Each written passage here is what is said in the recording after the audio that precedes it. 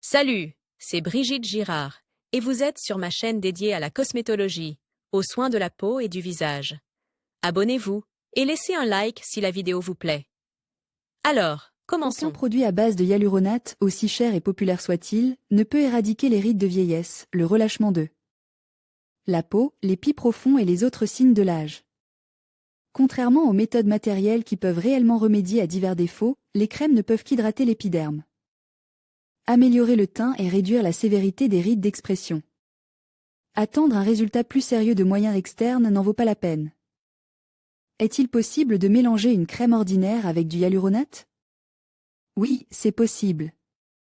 Si vous avez une crème préférée, achetez de l'acide hyaluronique en ampoule à la pharmacie et, si nécessaire, mélangez-le avec un produit cosmétique. Dans ce cas, la substance n'agira que dans les couches superficielles de la peau, créant une fine couche de polymère. Quels sont les avantages de l'acide hyaluronique en comprime? Pour obtenir un effet optimal, les effets externes de la substance doivent être complètes par son utilisation interne. À cet effet, nous pouvons recommander la préparation Vitrefort.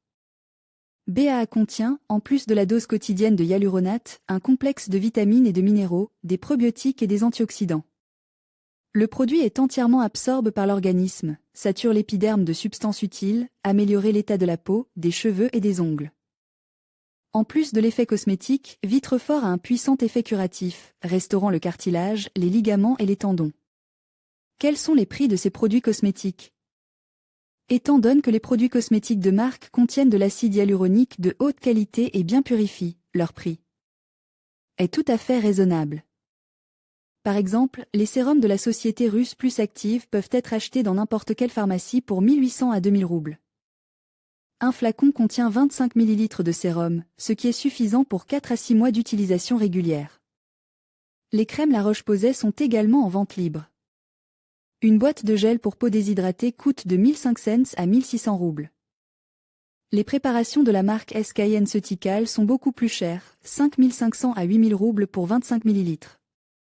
Existe-t-il des contre-indications à l'utilisation externe? L'acide hyaluronique, qui fait partie de l'organisme, est pratiquement inoffensif. Dans de rares cas seulement, la substance peut provoquer une réaction allergique. Le hyaluronate doit être utilisé avec prudence chez les femmes enceintes et les femmes qui allaitent, car l'effet de la crème hydratante dans ces cas n'a pas été suffisamment étudié. En résumé, l'acide hyaluronique à bas poids moléculaire permet de redonner à la peau l'éclat et la beauté qu'elle a perdue, de se débarrasser de nombreux défauts esthétiques sans avoir recours à la chirurgie plastique. Pour obtenir un effet optimal, il convient de s'adresser à un cosmétologue compétent. Le spécialiste vous aidera à choisir un produit cosmétique ou la procédure matérielle optimale qui vous conviendra. Avez-vous utilisé de l'acide hyaluronique à bas poids moléculaire? Quelle impression a laisse un produit cosmétique ou une procédure? Donnez votre avis. Pourquoi l'acide hyaluronique asséche-t-il parfois la peau? Vous avez peut-être entendu dire que les ingrédients qui fixent l'eau, comme l'acide hyaluronique ou la glycérine, assèchent la peau. Mais ce sont des hydratants, comment cela se fait-il? La réponse est simple, dans les climats secs où l'air est très peu humide, ces ingrédients peuvent en fait extraire l'humidité de la peau et la rendre. À l'air ambiant, il est important de comprendre ce qu'est un climat sec. Un climat sec est, par exemple, celui de l'Égypte ou du désert du Sahara. Moscou, même en été, n'est pas un climat sec. Cela ne signifie pas qu'il faille bannir l'acide hyaluronique. Utilise correctement, il hydrate parfaitement, même sous les climats les plus secs. Si vous avez un gel sérum uniquement à base d'acide hyaluronique, couvrez celui-ci avec une crème. Ou utilisez simplement une crème contenant de l'acide hyaluronique. Les crèmes contiennent des composants filmogènes qui emprisonnent l'humidité recueillie par l'acide hyaluronique, l'empêchant ainsi de s'évaporer. Voilà, c'est tout. Rien de compliqué. Alcool de faible poids moléculaire. Les alcools et aldéhydes de faible poids moléculaire tels que l'aldéhyde propionique et l'alcool capropylique, l'aldéhyde isobutyrique et les alcools apparentes sont obtenus par hydroformylation de l'éthylène et du propène. Les alcools de faible poids moléculaire n'ont pas d'effet significatif sur la variation de la viscosité de la solution et n'agissent que comme dispersant de grandes micelles. Les alcools de haut poids moléculaire avec un long radical hydrocarboné peuvent dans un premier temps augmenter la viscosité du système. en raison du facteur stérique, mais les portions d'alcool suivantes, en pénétrant dans les micelles, commencent à les détruire, ce qui entraîne une diminution de la viscosité. En même temps, la vitesse de sédimentation diminue d'autant plus vite que le poids moléculaire de l'alcool est élevé. Les alcools de faible poids moléculaire sont modérément solubles dans l'eau, tandis que les esters ayant approximativement le même poids moléculaire sont insolubles dans l'eau. Les alcools de faible poids moléculaire sont solubles dans l'eau dans n'importe quel rapport. La solubilité diminue avec l'augmentation du poids moléculaire. Propriétés physiques des alcools. Les alcools de faible poids moléculaire sont des liquides à l'odeur caractéristique et au goût prononce. Les alcools de faible poids moléculaire sont généralement analysés sous forme libre, les alcools de poids moléculaire élevés sous forme libre et sous forme d'acide acétique, de trimethylsilyle et d'autres esters moins polaires. Dans l'analyse chromatographique gaz liquide des alcools gras libres, les difficultés liées à l'apparition de pics asymétriques sur les chromatogrammes et à l'augmentation du temps de rétention sont généralement moins marquées, voire table 10, que dans l'analyse des acides gras, voire section 3.1. 1.1. Les alcools et aldéhydes de faible poids moléculaire tels que l'aldéhyde propionique et l'alcool capropylique, l'aldéhyde isobutyrique. Et les alcools correspondants sont obtenus par hydroformylation de l'éthylène et du propène. Les alcools de faible poids moléculaire sont liquides et utilisent comme solvant. Par exemple, l'éthanol est largement utilisé dans les formulations cosmétiques pour nettoyer ou désinfecter la peau. Les esters d'alcool de faible poids moléculaire et d'acide butyrique sont utilisés comme agents aromatiques ajoutés aux denrées alimentaires. Les esters de cellulose et d'acide butyrique constituent des masses plastiques de valeur, plus résistantes à la lumière que l'acétate de cellulose. L'acétobutyrate de cellulose donne des produits moules résistants à l'eau et au choc. L'acide urique est largement utilisé dans l'industrie pharmaceutique. La prédominance des fragments contenant de l'oxygène est typique des alcools de faible poids moléculaire. À mesure que le poids moléculaire de l'alcool augmente, la composition du doublet change, les ions hydrocarbures deviennent prédominants. La solubilité des alcools de faible poids moléculaire, méthanol et éthanol, dans les carburants hydrocarbonés est limitée. Lorsque de l'eau y pénètre, la concentration d'alcool diminue, leur solubilité dans les hydrocarbures se détériore et le carburant devient trouble. La stabilité des mélanges avec le méthanol augmente avec l'augmentation de la teneur en hydrocarbures aromatiques de l'essence, tandis que la stabilité du mélange diminue avec l'augmentation de la concentration de méthanol dans l'essence. Les mélanges contenant de 20 à 50% de méthanol sont les moins stables. Avec les alcools de faible poids moléculaire, la réaction s'accompagne de la formation de produits de condensation et de dérivés hexa-alkoxy. Les plus courants sont les alcools de faible poids moléculaire, alcools isopropyliques, méthyliques, éthyliques, butyliques secondaires et tertiaires, et certaines cétones telles que l'acétone. Il recommande de saponifier les esters d'alcool de faible poids moléculaire, alcool méthylique, éthylique et propylique avec des solutions alcalines dans du diéthylène glycol, ce qui n'interférait pas avec la séparation de ces alcools par distillation à la vapeur d'eau. Protéines de faible poids moléculaire. Le sulfate de protamine, une protéine de faible poids moléculaire isolée du sperme de certains poissons, a des propriétés faiblement anticoagulantes. L'interféron est une protéine de faible poids moléculaire synthétisée dans l'organisme et dans les cultures cellulaires, qui inhibe la reproduction des virus ainsi que celle d'autres parasites intracellulaires. Sa structure contient des hydrates de carbone, dont la glucosamine. Le troisième composant est une protéine de faible poids moléculaire, mais sa fonction n'est pas encore claire. La ferrédoxine est une protéine hydrosoluble de faible poids moléculaire contenant du fer, padémine, et des groupes sulfurlabiles. L'interféron leucocytaire, une protéine de faible poids moléculaire, a également une action antivirale. L'action de l'interféron est due à son effet immunomodulateur. Protéine porteuse d'acylprotéines de faible poids moléculaire, composant d'un complexe plus large implique dans la biosynthèse des acides gras ou des polypeptides. Schéma de séparation du cytochrome, c'est des mitochondries. Cependant, certains composants sont bien solubles en milieu aqueux et peuvent être séparés des mitochondries à l'aide de techniques spéciales. Il s'agit notamment des coenzymes nicotinamides et d'une protéine de faible poids moléculaire M13000Da, le cytochrome C. On pense que le cytochrome C est localisé dans l'espace entre la membrane mitochondriale externe et interne. Brachet, 1960, a observé, lors d'expériences sur des pointes de racines d'oignon, que la RNase réduisait la basophilie cytoplasmique pendant les 3 premières heures de traitement. Sur la base d'une série d'expériences, il a conclu que la RNase, en tant que protéine de faible poids moléculaire de caractère basique, réduit la basophilie plasmatique en raison de la complexation de la molécule de RNase avec l'ARN cellulaire. L'histone et la protamine ont un effet similaire, bien que moins fort. Après résorption par les poumons et les intestins, le cadmium est transporté par le sang vers le foie, les reins, la muqueuse intestinale et d'autres tissus mous. Le plasma perd rapidement la majeure partie du cadmium, et la quantité restante est incorporée dans une protéine de faible poids moléculaire, proche de la métallothionine par ses propriétés physiques et chimiques. Cette même protéine commence à s'accumuler dans les érythrocytes. Lors d'une exposition chronique au cadmium, on observe une diminution secondaire, moins rapide, de la concentration de cadmium dans le sang, suivie d'une augmentation de son niveau dans le plasma et les érythrocytes, qui fait suite à une synthèse accrue de la métallothionine dans le foie et d'autres tissus. Sur la base de ces observations, on a suppose que la métallothionine était impliquée dans le transport du cadmium et sa libération du foie vers les reins. Toutefois, ce point de vue n'a pas été prouvé de manière concluante. Chez certaines personnes ayant de faibles réserves de fer dans l'organisme, déterminées par une faible concentration de ferritine sérique, l'absorption du cadmium peut dépasser de manière significative les valeurs ci-dessus, jusqu'à 20% de la dose de cadmium absorbée. Des quantités significatives de cadmium peuvent pénétrer dans l'organisme par les poumons en cas d'inhalation de fumée de tabac ou de travail dans des conditions de concentration accrue de poussière de cadmium dans l'atmosphère.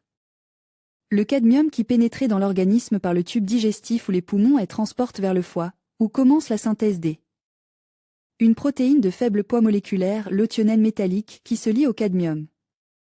Le taux de cadmium dans l'urine est 10 à 250 fois plus élevé chez les personnes exposées au cadmium que dans la population normale. Cette observation est extrêmement importante car l'enzyme susmentionnée est sécrétée par les cellules tubulaires endommagées. Sur la base de l'analyse d'un certain nombre de publications, Z.A. Sheikh et L.M. Smith, 1984, estime que l'enzymurie est un véritable indicateur de lésions rénales non spécifiques et un test diagnostique très précoce du dysfonctionnement rénal, précédant des changements marques dans les tubules proximaux et les tubules. À certains stades de l'atteinte rénale, l'excrétion de protéines de faible poids moléculaire est rejointe par l'excrétion urinaire de protéines de haut poids moléculaire, reflétant l'apparition d'une altération de la filtration tubulaire. G, albumine, transférine, protéinurie mixte et diminution de la clairance de la créatinine, ce qui est un signe de désorganisation tubulaire rénale. Il existe même des preuves que le dysfonctionnement tubulaire peut précéder le dysfonctionnement classique des tubules proximaux. Analogues de faible poids moléculaire. Les analogues de faible poids moléculaire de ces composés ne possèdent pas cette activité. Diffractogramme du poly-ZH-phénylène isophthalamide critale, 6 et amorphe, 7 et de ses homologues de faible poids moléculaire. Les chiffres sur les courbes correspondent au numéro du composé dans le tableau. Diffractogramme de poly-ZH-phénylène isophthalamide de différents poids moléculaires. Les chiffres sur les courbes correspondent aux valeurs de la viscosité caractéristique. Les analogues de faible poids moléculaire des polyamides aromatiques, les oligoamides aromatiques, sont des substances facilement cristallisables, dont la capacité à cristalliser, et le type de diffractogramme, dépendent fortement non seulement de la forme isomérique des oligoamides, mais aussi de leur poids moléculaire. L'ozonation d'analogues de faible poids moléculaire du polystyrène, diphnimthane 1171 et isopropylbenzène a montre que les ozonides aromatiques résultants sont insolubles et précipitent.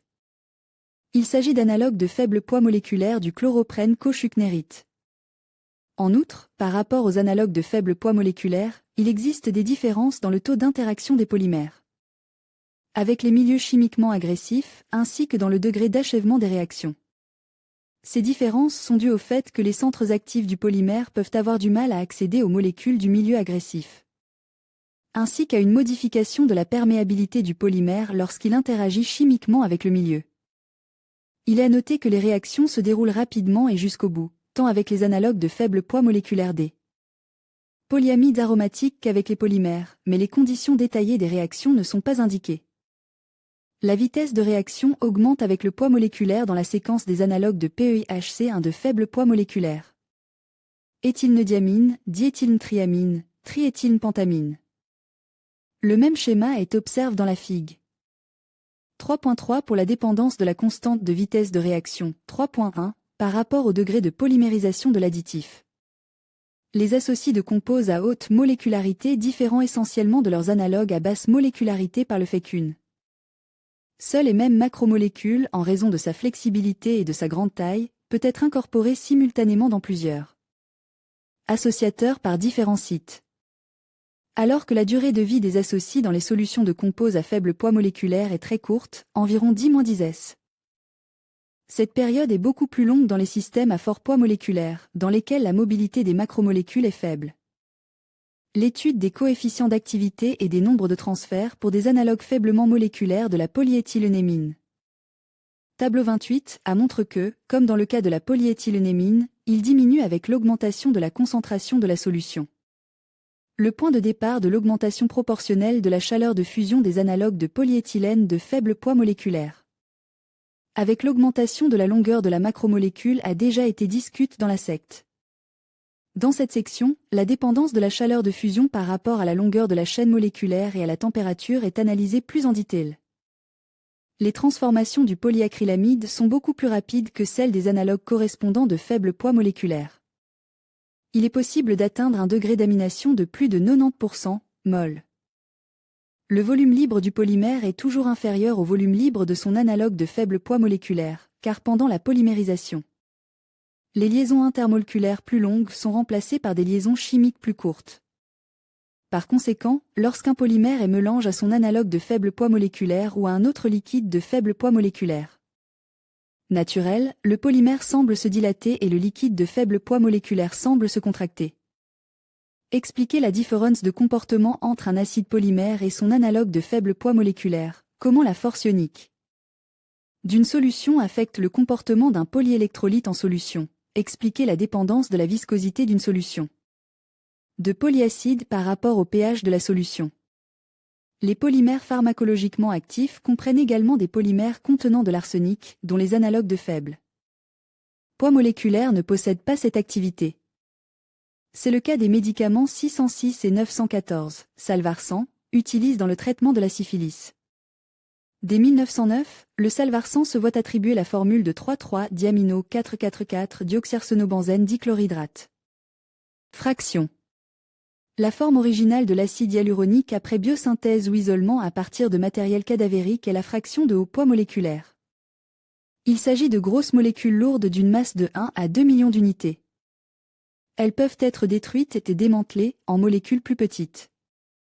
Il en résulte des substances différentes ayant des propriétés différentes, mais portant un nom commun. En d'autres termes, la fraction affecte directement les propriétés de ce polymère. Ce qui est important pour nous, c'est que plus la molécule est petite, plus il est facile de l'utiliser comme moyen de transport pour d'autres composés. Ceux qui sont souvent utilisés en petite quantité dans les produits cosmétiques ménagers sont généralement de grosses molécules. Ils reposent parfaitement sur la surface de la peau et y maintiennent l'humidité pendant longtemps. De haut en bas. Puis, sous l'action des enzymes sécrétées par l'homme, elles sont progressivement détruites. Si l'on décompose les molécules en molécules plus courtes, d'une masse de 100 à 400 000 unités, elles commenceront à pénétrer à travers la couche cornée de l'épiderme. Nous utilisons encore ces molécules pour transporter l'eau. Elles peuvent être utilisées à d'autres fins, mais dans notre cas, il s'agit d'hydratants, utilisés à la fois pour les traitements de soutien et plus rarement dans les unités de soins intensifs en tant qu'accompagnateur. C'est précisément le transport de l'eau qui a lieu en même temps que les ingrédients dissous. Dans les cosmétiques professionnels, le terme est fondamentalement incorrect, mais il est suffisamment précis pour indiquer la classe de formule. Cette fraction a une autre propriété intéressante, parce qu'elle transporte toute l'eau suffisamment profondément. Dans la peau, là où elle doit se trouver, elle a un effet hydratant plus profond. Si l'on fragmente davantage les molécules, jusqu'à 10 à 40 000 unités, elles ne retiennent pas l'eau aux fins nécessaires à nos tâches. Mais elles peuvent être utilisées pour créer des formules très intéressantes qui déclenchent des processus de régénération et ont un effet anti-inflammatoire et immunostimulant plus prononcé. De plus, elles transportent les diverses substances capturées par ces molécules le plus profondément possible à travers la peau. L'action de ces fractions est très différente de celle des fractions à haut poids moléculaire, presque pas d'hydratation, mais une très bonne pénétration. Mes collègues du laboratoire pourront vous expliquer comment nous avons équilibré la formule de l'agent régénérant après avoir développé les substances elles-mêmes, car il aurait été impossible de le faire sans de bonnes matières premières. Je ne suis pas biochimiste, je travaille avec des polymères, l'histoire est donc presque terminée. Les fabricants de polymères ont généralement le choix entre 5 fractions. Ils les obtiennent par traitement chimique après isolement à partir d'un cadavre ou par biosynthèse. Différentes réactions donnent différents degrés de dégradation moléculaire. Il s'agit d'un processus plus coûteux, de sorte que les fractions à faible poids moléculaire sont naturellement plus chères. Le métabolisme du sel de sodium de l'acide hyaluronique produit par biosynthèse est simple à décrire. Tout comme le même acide hyaluronique synthétise par notre corps est le même acide hyaluronique à l'intérieur du corps. Il n'y a pas de différence. L'organisme dispose d'une grande réserve de capacité pour métaboliser de tels composés.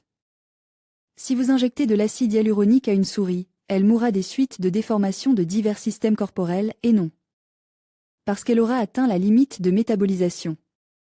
Il ne faut donc pas avoir peur de ce merveilleux polymère dans la composition.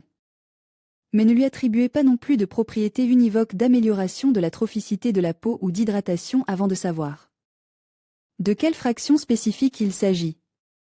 Et lorsque vous utilisez des substances qui pénètrent plus profondément dans la couche cornée et contiennent une version non biosynthétisée. Testez toujours soigneusement une éventuelle réaction allergique en appliquant une petite quantité avant l'utilisation principale. Publié par Econet. Rue sérum et crème à base d'acide hyaluronique de faible poids moléculaire. Une façon moins radicale et moins coûteuse d'introduire l'acide hyaluronique est d'utiliser des produits de soins externes pour la peau. Dans ce cas, les produits cosmétiques contenant de courtes chaînes de molécules sont les plus utiles. Ces crèmes peuvent être achetées toutes prêtes ou créées indépendamment, en achetant de l'acide hyaluronique sous forme de poudre. Parmi les sérums à base d'acide hyaluronique, on peut citer les suivants. Bodyton, un concentre contenant du mucus d'escargot. Il est destiné aux peaux sèches et à problèmes. Avec une application régulière, il hydrate, régule la sécrétion de sébum, réduit la sévérité de la post-acné. L'acide hyaluronique à faible poids moléculaire avec séborégulateur est destiné aux soins des peaux grasses et mixtes. Il a des effets hydratants et antibactériens et prévient les inflammations. L'acide hyaluronique avec complexe d'oligosaccharides est destiné aux femmes âgées de 35 à 50 ans. Le produit ralentit le processus de vieillissement, améliore la production de collagène et d'élastine, augmente l'élasticité et la densité du derme. Acide hyaluronique à faible poids moléculaire, LMA, 100% recommande pour les peaux matures, flasques et sèches. L'extrait a un effet complexe, augmente le tonus, améliore le teint, lisse les rides et ridules, hydrate. Mison intensive est un produit de fabrication coréenne. Il se distingue par sa forte concentration en hyaluron, qui lisse rapidement la peau et l'hydrate. Les peptides contenus dans la crème améliorent le métabolisme et la microcirculation, ralentissant ainsi le vieillissement du visage.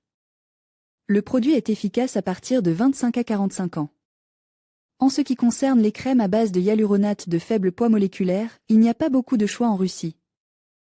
Les produits du laboratoire Toscani et de la marque française La Roche-Posay sont dignes de confiance. Caractéristiques d'application pour que ces produits cosmétiques pour le visage présentent toutes leurs propriétés utiles, il est nécessaire de savoir les choisir et les appliquer correctement.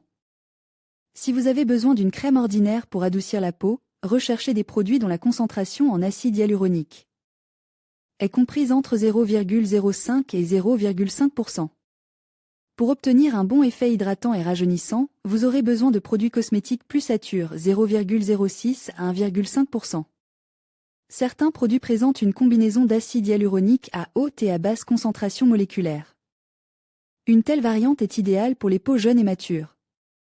Il est bon que la crème contienne des céramides et des peptides. Ils hydratent et renforcent l'épiderme.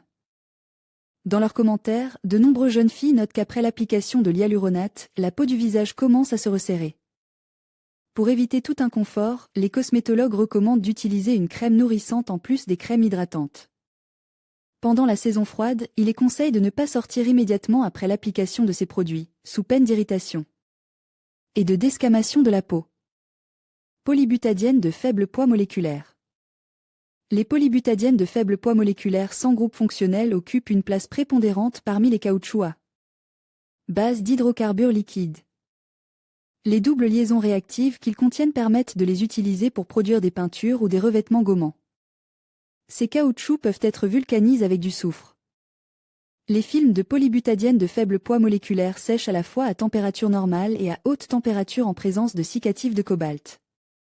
Cependant, à température ambiante, les films épais ne durcissent pas complètement, même pendant une longue période, car la fine pellicule de surface formée au début du processus semble gêner la diffusion de l'oxygène de l'air dans les couches plus profondes. C'est pourquoi le polybutadiène liquide est principalement utilisé dans les revêtements séchants à chaud à une température comprise entre 140 et 200 degrés C.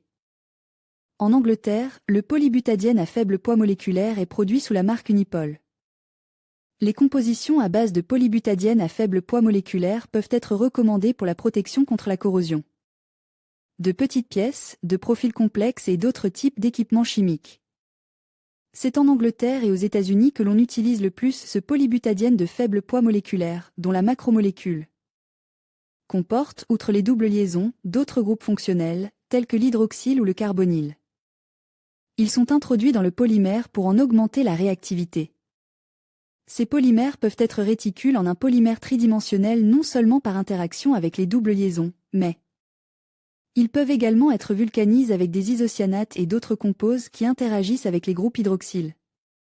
Tous les caoutchoucs sont obtenus par polymérisation radicale, à l'exception du polybutadiène à faible poids moléculaire stéréoregule. La production de l'après VKC H0207 à base de polybutadiène à faible poids moléculaire malénise avec ajout de bisphénol partiellement estérifié a été maîtrisée relativement récemment. Il est proposé d'utiliser dans les caoutchoucs de pneus à base de NK, SCD, SCS, SCEPT, à raison de 10 parties pour 100 parties de caoutchouc, le produit de l'interaction du polybutadiène à faible poids moléculaire, MM1500 à 9000, ou du SCS, MM2000-3000, avec l'anhydride Malek. L'adhérence à l'acier et à l'aluminium est considérablement accrue, ce qui permet d'utiliser ce composé dans les démontes pneus. Parmi les autres agents filmogènes de polymérisation pour les revêtements à inflammabilité réduite, il convient de mentionner les polydiènes et leurs dérives. Ainsi, la réduction de l'inflammabilité des compositions de mastic ou de revêtements à base de polybutadiène liquide de faible poids moléculaire peut être obtenue par l'introduction d'oxyde d'aluminium trihydrate et de fibres de verre, demande 58 à 84 881 Japon, ou de charge inorganique et de fibres discontinues traitées, demande 54 à 156 041, 55 à 69 680 Japon, y compris en combinaison avec des additifs traditionnels réduisant l'inflammabilité, diphenyloxyde de décembre, oxyde d'antimoine, S, plastifiant phosphate. Il est également recommandé de modifier le polybutadiène en le traitant avec des solvants réactifs, styrène, métacrylate de méthyle, puis en le mélangeant avec de l'hexabromobenzène et du SB203, PAT. Dans ce cas, seul l'oxygène de l'air est utilisé comme second composant nécessaire. Il provoque une structuration si profonde que le polymère se transforme en un produit solide, bien que flexible, de structure tridimensionnelle, et acquiert la capacité de résister parfaitement à l'action de solvants dans lesquels il était auparavant bien soluble. Si l'on part d'un polybutadiène de faible poids moléculaire dont la microstructure est dominée par des liaisons 1,2, le meilleur complexe de propriétés anticorrosion et d'adhérence sera possédé par les revêtements durcis à 150 C. Le polymère polybutadiène est un polymère dont la microstructure est constituée de liaisons 1,2. Lors de la pigmentation du vernis polybutadiène, solution concentrée de caoutchouc dans du white spirit, avec du dioxyde de titane, les propriétés protectrices augmentent. Préparation produits de faible poids moléculaire. L'obtention de produits de faible poids moléculaire à l'interface de deux liquides organiques est également due à la faible tension superficielle de ces systèmes. Pour obtenir des produits de faible poids moléculaire, il est également possible d'utiliser l'augmentation de la température, qui conduit à l'accélération des processus de transfert de chaîne. Dans ce cas, outre le dimère 4,4-diacétoxydibutyléther, le diastate du produit trimère et le butanédiol ont également été isolés. Le tableau 18 présente les données caractérisant l'influence du rapport molaire tétrahydrofurane, anhydride acétique sur la composition des produits de télomérisation. L'hydrolyse douce, l'acidolyse, l'alcoolyse et la thioacétolyse sont utilisés pour obtenir des produits de dégradation de la lignine de faible poids moléculaire. Un certain nombre de méthodes ont été décrites, qui permettent d'obtenir en 2 étapes des produits de faible poids moléculaire constitués principalement d'éther diglycidylique pur de diphenylolpropane. Dans l'une de ces méthodes, il est proposé 135 de chauffer une mole de diphenylolpropane avec 10 mol d'épichlorhydrine en présence de 1% de tritanolamine et de 3% de chlorure de sodium, solution aqueuse à 15%, la déshydrochloration est effectuée avec une solution aqueuse de soude caustique à 20% en présence de 0,12 mol d'ester de glycérol et de trichlorhydrine. Shostakovsky et Gladishevskaya ont mis au point une méthode permettant d'obtenir des produits de faible poids moléculaire issus de la polymérisation de l'éther vinylethylique à un 3-triéthoxybutane, à un 3,5-tétraéthoxyhexane, à un 3,5,7 1 3,5,7,9 hexaéthoxydodécane et un 3,7,9,11 heptaéthoxydodécane, par addition progressive de l'éther vinylethylique à l'acétaldiéthylique. Les constantes et les valeurs de viscosité des produits synthétisés sont indiquées. Dans les solutions diluées, la polymérisation conduit à des produits de faible poids moléculaire, tandis que la polymérisation du monomère pur donne des polymères de poids moléculaire élevé. En présence d'impuretés, on obtient souvent des polymères de poids moléculaire beaucoup plus faibles.